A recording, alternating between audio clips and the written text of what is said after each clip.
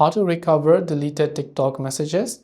Hello everyone, welcome to the channel. In this video, we're going to learn how we can recover deleted TikTok messages.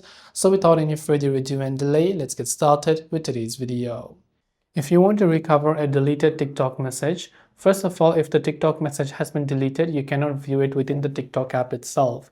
But if that conversation was very important to you, what we can do is we can request TikTok to download our data. So tap on our profile page from the bottom right, then tap on the three lines icon from the top right hand side of the screen, followed by settings and privacy.